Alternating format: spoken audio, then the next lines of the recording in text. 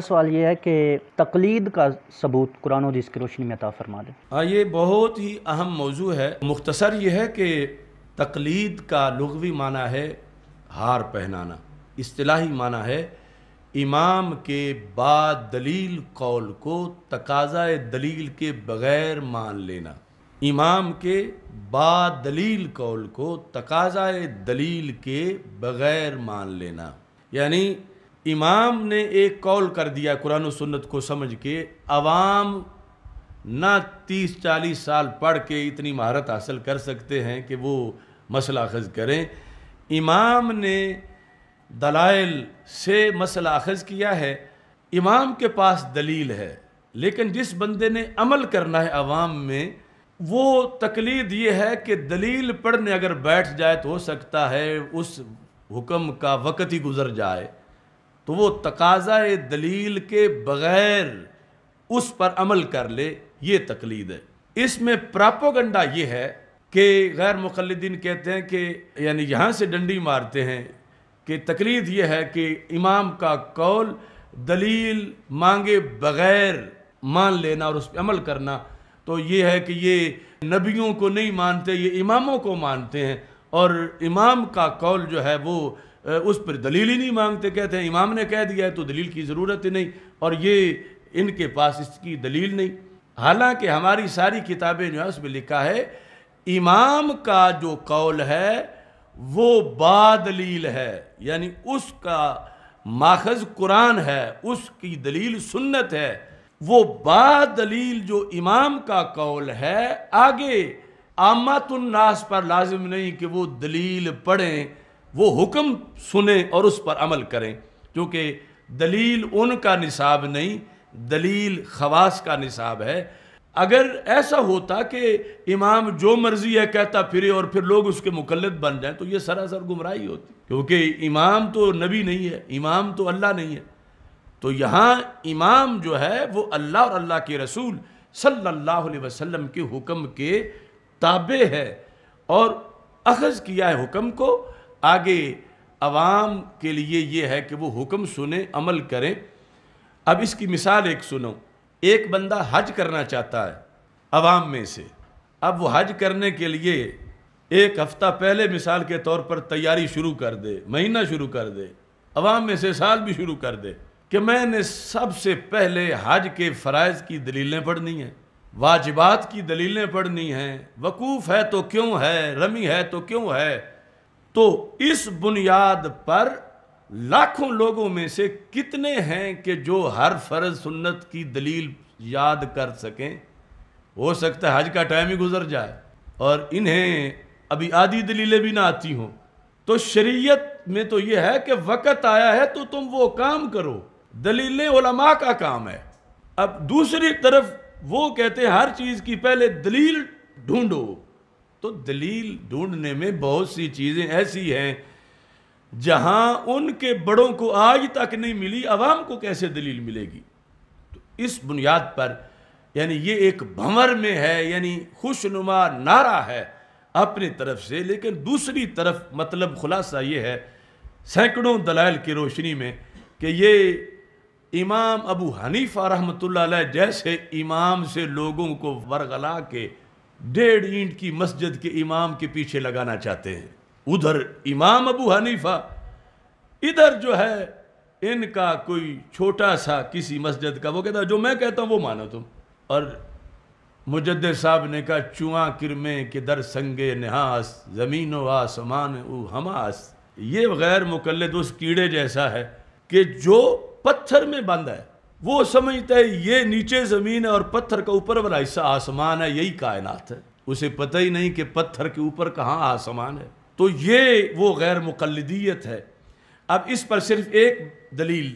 کہ حضرت معاذ بن جبل رضی اللہ تعالیٰ عنہ کو جب رسول اکرم صلی اللہ علیہ وسلم نے یمن کا قاضی بنا کے بھیجا تو فرمایا بما تقضی یا معاذ، معاذ یہ بتاؤ وہاں فیصلے کس طرح کرو گے؟ یعنی لوگوں نے، وہاں کی رعایا نے، وہاں کی عوام نے تجھے فالو کرنا ہے، اور انہوں نے حکم دیا کہ تم نے معاذ کا کہنا ماننا ہے، ان سے شریعت پوچھنی ہے، اور جو یہ کہیں وہ تمہارا دین ہے، تم نے اس پہ عمل کرنا ہے۔ اور ان سے پوچھا کہ تم کیسے مسئلے بیان کرو گے، فیصلہ آئے گا تو کیسے جواب دو گے؟ انہوں نے کہا اقضی بے کتاب اللہ، میں اللہ کی کتاب سے فیصلہ کروں گا۔ یہ جامع ترمذی کی حدیث شریف ہے، اللہ کی کتاب سے میں فیصلہ کروں گا۔ تو ہمارے آقا علیہ الصلوۃ والسلام نے فرمایا ان لم تجد فی کتاب اللہ، اگر تم اللہ کی کتاب میں نہ پاؤ تو پھر کیا کرو گے؟ اب انہوں نے آگے سے یہ نہیں کہا جو ان کا نعرہ ہے غیر مقلدین کا کہ کیسے ہو سکتا ہے کہ اللہ کی کتاب میں نہ ہو، اللہ کی کتاب میں ہوگا، ایسا نہیں انہوں نے کہا۔ انہوں نے کہا اقضی بسنت رسول ہی، اگر مجھے نہ ملا، ہونا اور چیز ہے، مجھے ملنا اور چیز ہے، اور اس وقت تو بھی سارا قرآن نازل بھی نہیں ہوا تھا، اگر مجھے نہ ملا تو میں سنت رسول صلی اللہ علیہ وسلم کے مطابق فیصلہ کروں گا۔ ہمارے آقا علیہ الصلوۃ والسلام نے فرمایا ان لم تجد فی سنت رسول اللہ صلی اللہ علیہ وسلم،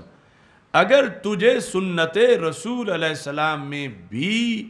اس مسئلے کا جواب نہ ملا تو پھر کیا کرو گے؟ اب یہ مقام ہے غیر مقلد اور مقلد کے لیے فیصلہ کن۔ اگر ہوتے معاذ بن جبل غیر مقلد معاذ اللہ اور سرکار کا دین غیر مقلدیت والا، تو معاذ بن جبل کہتے محبوب بات شریعت ہے اللہ کی اور اللہ کے رسول صلی اللہ علیہ وسلم، جب نہ قرآن میں ملا نہ سنت میں ملا تو میں چپ کر جاؤں گا، کیونکہ میں نبی نہیں ہوں، میں صاحب شریعت نہیں ہوں، میں کیوں کسی کو جواب دے کے گمراہ کروں، میں چپ کر جاؤں گا۔ تو انہوں نے کیا بولے؟ کہتے ہیں اجتہدو برأیی، میں مسئلہ بتاؤں گا، کیسے؟ اپنی رائے سے اجتہاد کروں گا، یعنی جو مجھے قرآن و سنت معلوم ہے اس کو سامنے رکھ کر میں اجتہاد کروں گا اپنی رائے سے، اجتہدو برأیی۔ تو اب یہ موقع تھا کہ اگر اس عمل میں کوئی بھی معمولی سا حکم ہوتا تو ہمارے آقا علیہ السلام فرماتے معاذ یہ غلط ہے، تمہاری رائے کیا ہوتی ہے؟ حکم اللہ کا ہے، اللہ کے رسول صلی اللہ علیہ وسلم کا ہے، اور تم اپنی رائے بیچ میں لے آئے ہو۔